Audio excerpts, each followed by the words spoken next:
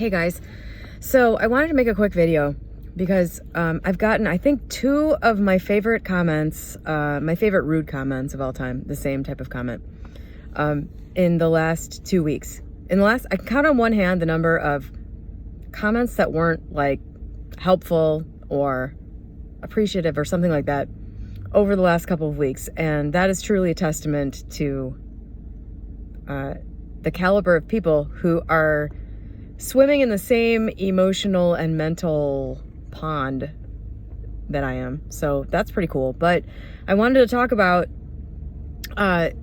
this comment because it's interesting. It led me to, anytime somebody says something or does something that is obviously just doesn't make sense to me, I'm always like, what are they thinking? Like, what caused them? I don't know why. This is just, maybe it's just a habit or a curiosity for me, but I've always been like this. I just want to understand why people do things.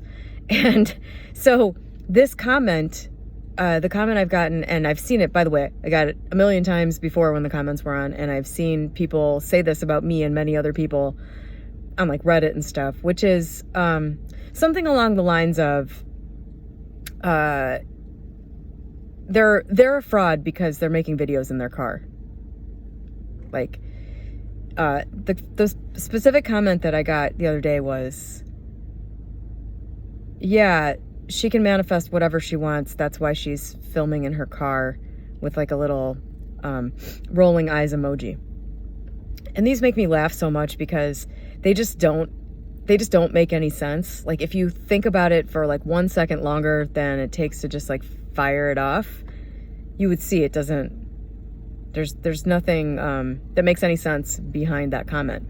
And so that comment got me thinking, why would somebody see a video taken in a car? Like, so there are like 1 million of them online, 1 million people.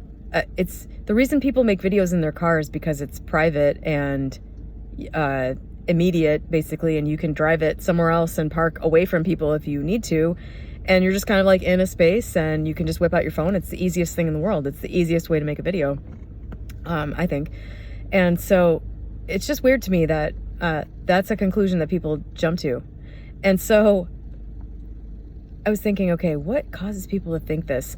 And I think I came upon the answer, and it's actually a very pertinent concept in manifesting, especially if you're manifesting something that if you're trying to get from where you are, this isn't even really, manifesting's not really the right word, I don't think. If you're trying to get from where you are to somewhere significantly different in some way, especially in a way you've never experienced, I think there is something that is a major issue standing in the way for a lot of people. And if you can see through this thing, it's going to make it a lot easier. And what I'm talking about is the ideas that people have about the way things will be or the way things are in a situation that's really different than they're in. Did that make sense? So, for example, if you're living in poverty, you probably have an idea about how wealthy people live. And there's an idea in people's minds that they have like opulent surroundings or opulent homes, or they drive, everybody drives, a Mercedes or whatever. It's just kind of like, I'm not sure most people even think about it beyond that, like, this is just what rich people do. I mean, you can see it everywhere right now when people talk about, there's this big like class war going on, and when people talk about what they imagine to be the mentality of rich people, like I see on Reddit a lot. I don't go on Reddit much anymore because it's turned so negative and shitty. I mean, it's, in my perception, it didn't used to be this bad, but I could, I don't know. I could just be selectively seeing things, but I don't know. Every subreddit I run across is people like cheering the guy that shot that CEO and, saying he's a hero, and without knowing anything about that guy. There's just this idea that people who have money are callous and don't care about anybody else. and all that stuff. And I don't know, maybe some subset of super, super rich people are all sociopaths. I really don't know. But if you're somebody who is not wealthy and you have those kind of ideas, that's going to create a bunch of resistance in you. First of all, if you have ideas that, having money makes you a bad person, then that's going to create a big barrier between you and achieving that, obviously.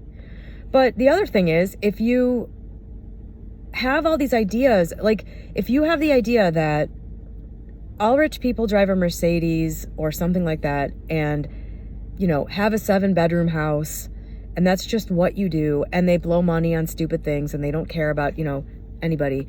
If that's your idea, then what are you supposed to do when you go to try to imagine yourself in that life? So remove the idea of rich people are bad. Okay, let's say you're past that barrier. But now you are trying to imagine yourself driving a Mercedes, coming home, opening the remote garage door for your 3-car garage to go into your,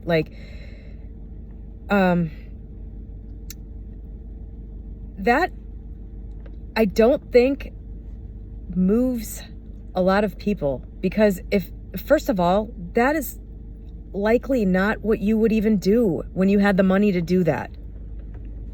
This is why it's really important to get to know yourself, because well, I guess imagining yourself driving a Mercedes or imagining yourself coming home to this beautiful house, maybe that will create some sense of sort of excitement, anxious excitement in you. Maybe it'll motivate you to do something slightly different in your life. Maybe it'll move you a little bit, but what's really going to move you and cause that to just come hurtling at you, money, a different financial situation, is determining, as to the best of your ability, what you would actually do in those circumstances. I see this all the time with people telling other people what to visualize, what to imagine, or, basically where to set your sights for whatever you're trying to manifest. And the stuff with money is so absurd. It's so absurd. I know a lot of people that have a lot of wealth. Not a lot of wealth. They're not on the phone with the president, but I know a lot of people who have net worth that you would probably like to have if you don't have a lot of money. None of these people are living the life of, this fantasy that I see people painting. It's just not how reality plays out. And using myself as maybe I'm an extreme example, kinda, or a sort of on one end of the spectrum with this, but if you saw my house, my car, you can see my clothing.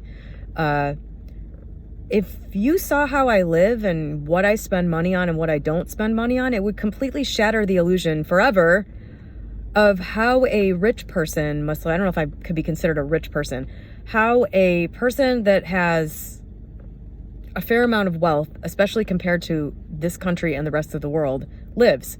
It's just not reality, because you are still going to be you. You're just going to be the you that has a lot of money in the bank. And I think this can get kind of tricky to talk about, because you will be a different person. I am a different person now than I was in 2010 when I was broke, in key significant ways. First of all, I don't see myself as a broke person anymore. I never really did. But I did at the time have a 3D circumstance to look around at, my outer world, which said, hey, you're broke. I guess I should say, I never saw myself as a poor person. I never saw myself as somebody who belonged scrambling for money, So that really helped. That was never an identity that I had. I never identified as a poor person. But I did have brokenness to deal with. And so, over the last 15 years and more and more as time goes by and I have more money, it's still a change in identity that continues to happen. But there was never, that would never have worked for me, because material opulence is just something that is not interesting to me. And there's, I think when you think about being wealthy, there's only a few things people generally leap to. They're like, fancy car, nice house, like big, nice house, ritzy stuff in your house. It generally leaps to material things, the material things you'd be able to buy. And for a lot of people out there, that's just, it's not going to move you. In fact, if that's what you get stuck thinking you need to do, and you're not a material person, you're probably just going to not have enough interest in it. It's not going to get you enough. When you envision a future that actually matches you, like when you actually connect to a different future reality that is what it would really be for you, like you can feel that, and it's like a magnet drawing you to it. It's like, this is sort of the mystery, and like, I guess the work, although it's not really work, is figuring out what that would be for you. For me, I think I kind of knew what I wanted, and I didn't really have any really big desires outside of it. I didn't even really want to own a house, honestly, but I knew where, like, what I wanted my home environment to be like. And I knew that, by the way, a lot of this stuff comes through experience too, getting to know what you want. When my ex and I bought our house, which was, reasonable, so it wasn't like some mansion or something. For me, it was like, okay, like, this isn't going to be a house I worry about. This isn't going to be a house I can never, can't afford. There's no worries here, which was the biggest thing for me. I don't want stress. I don't want obligations that I have to have anxiety about and stuff like that. So living well below my means has, up to a certain point, has always been, at least in the last like 10 years, has always been a thing for me. I always kind of had a low bar for what I needed. And when I was younger, I spent too much and went bankrupt, and I don't know, I did not allow lifestyle creep to happen. It's just, it's really difficult to make the transition, especially when you've been broke. It's difficult to make the transition when you get to the point, I should say I hate using words like difficult, because for some people it might not be. It was a weird mental leap when I started having a lot of extra money, to start putting that money into like investments, and specifically putting it into retirement accounts that can't be really touched without penalties and stuff until, at the time, for like 20 years. So it's getting closer now. But, it's like, if you are told that you need to imagine a future that you can't imagine because you will never be in it, how are you supposed to make anything happen from that point? Oh, sorry. I went off on a tangent. This is a problem. I was going to say that when my ex and I bought our house, I went a little crazy at first. Like we like put like $50,000 into our backyard, which was pretty dumb. It's like wildly overgrown now. Cause he doesn't like do anything to it. It's just like a prehistoric, it's crazy. Like, I wouldn't be surprised if I saw a dinosaur back there when I looked out the window now. But, we did a bunch of stuff. We put a bunch of stuff into the house, and I sort of had to realize through that experience that this would have been better if we just left everything the way it was. We spent all this money, exerted all this effort, trying to do stuff. I learned about myself in that scenario that, there's this like enticing idea of things that actually doesn't play out in reality. And that's why I just brought that up and wanted to say that, because sometimes usually through experience, you learn about yourself, So if you're trying to imagine this future and it just doesn't seem real, try making it a little more real to you, What would you actually do next? If your financial situation improved a lot and you didn't just act blindly saying, let's paint all the walls, let's go get paint, let's put floors in, let's do all this shit like I did with the house. By the way, you don't have to go through this stuff yourself. You can learn from other people. That's truly, that's like a superpower. If you can learn from other people and not make the same mistakes other people do without having to make the mistakes yourself, that's really amazing. But yeah, if you can attach onto a future that you can actually feel and imagine, that's where like it's almost like you're throwing a rope around a pole and like, pulling yourself towards it. That's what it feels like to me when you actually attach to a future that makes sense for you, because not everyone does. Yes, you can create any future you want. No, you cannot force yourself to want any future out of anything. That you can't just imagine something and want it. That's the thing with desires. They're true, they're real. It's like the only thing seemingly that comes through and is sort of beyond you.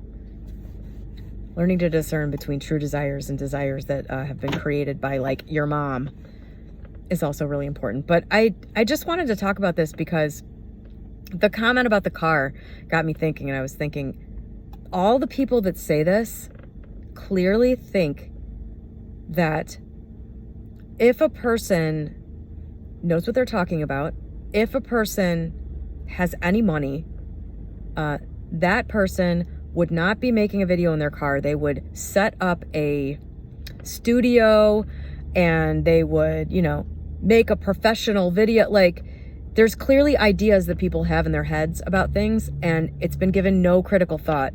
And that one is always really funny to me, because I'm just like, why would, clearly there's been no thought given, and this statement is just made anyway. And so I'm sure we all do that, and it's just something that is good to think about. What are the ideas that you have about the future that you are trying to move towards that aren't yours, that you didn't come up with, that, you just saw, and so now you think that's how things will be.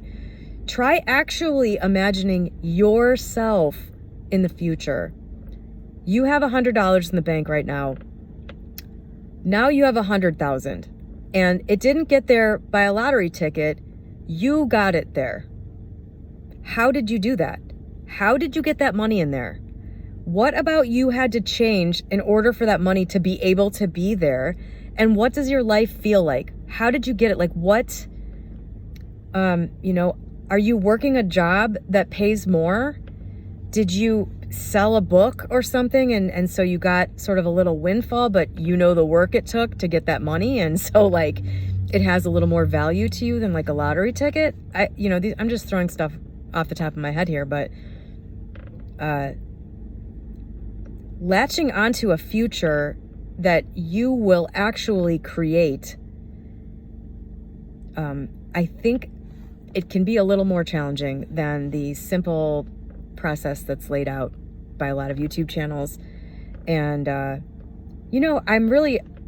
name of this channel is Neville Goddess, and I was reading a lot of Neville Goddard when I made this channel. That's how the name even came about. I wasn't planning a YouTube channel, and I obviously didn't pick a name that is all that relevant anymore. But I think I'm going to read more Neville Goddard, because he was really, I read everything of his 5 years ago, and he was really an instrumental thing for me. But I can't remember a lot of the stuff he said about this. I mean, I don't know, Neville Goddard, while the stuff he talks about with manifesting things, like seeing, self-talk, seeing the people in your life in the best possible light, and all of that stuff, there was a lot more to him than that. There was a lot more that was a lot deeper, and I'm interested to read that again and see if it relates to anything like what I just said. Neville Goddard is all about sort of embodying a new state. And how are you supposed to embody a state that you can in no way imagine? So I think a lot of this takes a little deeper thought, a little deeper exploration than just some, idea of a stereotype that you have in your mind. And so then trying to imagine yourself that. I think a lot of people do this stuff and they're like, well, I did it, but they don't realize that, it was more just a fantasy. It was more just like a daydream that they were having than something that they were actually, in their imagination, embodying. Or if you just do this during your waking hours like I do, if I just like think about where I want to go and what I want to do, or there's the same type of, it invokes the same type of thing. Like I'll connect to it. It'll shift. It'll feel like me, or, it just starts to sort of take a hold of you. You feel a shift. It all kind of is the same thing at the end of the day. Anyway, this was rambly, I know, but this is a weird one to talk about. I think hopefully the title of this video will match the video. Because what I'm thinking is, people are constantly trying to manifest things that they truly cannot imagine for themselves. And they imagine it like it's a movie screen. But the idea is you need to feel what it would feel like for you. So take the unimaginable right now and make it real for you. Make it, and if it's not like, at the point where you have $10 million, then make it the point where you have $10,000 or whatever. I'm just talking about money here because it's easy, but whatever the thing is for you, whatever you're able to really connect to. I hope that made sense. Have a great day.